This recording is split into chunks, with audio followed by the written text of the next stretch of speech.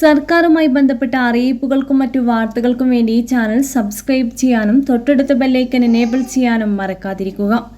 ബില്ലുകളിൽ തീരുമാനമെടുക്കാത്തതിൽ ഗവർണർക്കും രാഷ്ട്രപതിക്കുമെതിരെ കേരളം നൽകിയ ഹർജി സുപ്രീം കോടതി ഇന്ന് പരിഗണിക്കും.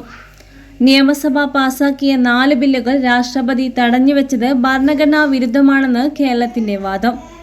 അനുമതി നിഷേധിച്ച ബില്ലുകളിൽ രാഷ്ട്രപതിയും ഗവർണറും രേഖപ്പെടുത്തിയത് എന്താണെന്ന് പരിശോധിക്കണമെന്നും ഹർജിയിൽ ആവശ്യപ്പെട്ടിരിക്കുന്നു. കേരള സർക്കാരും ടി.പി. രാമകൃഷ്ണൻ MLAയുമാണ് ഹർജി നൽകിയത്. ചീഫ് ജസ്റ്റിസ് സഞ്ജയ് ഖന്ന അധ്യക്ഷനായ ബെഞ്ചാണ് ഹർജി പരിഗണിക്കുക. ഹർജിയിൽ ഗവർണറുടെ സെക്രട്ടറിക്കും കേന്ദ്ര ആഭ്യന്തര മന്ത്രാലയത്തിനും കേരളം കോടതി നോട്ടീസ് അയച്ചിട്ടുണ്ട്. നിയമസഭ പാസാക്കിയ ബില്ലുകൾ തടഞ്ഞുവെച്ചത് ഭരണഘടനാ വിരുദ്ധമാണ്. രാഷ്ട്രപതിക്കും ഗവർണർക്കുമെതിരെ കേരളം നൽകിയ ഹർജി സുപ്രീം കോടതി ഇന്ന് പരിഗണിക്കുന്നതാണ്.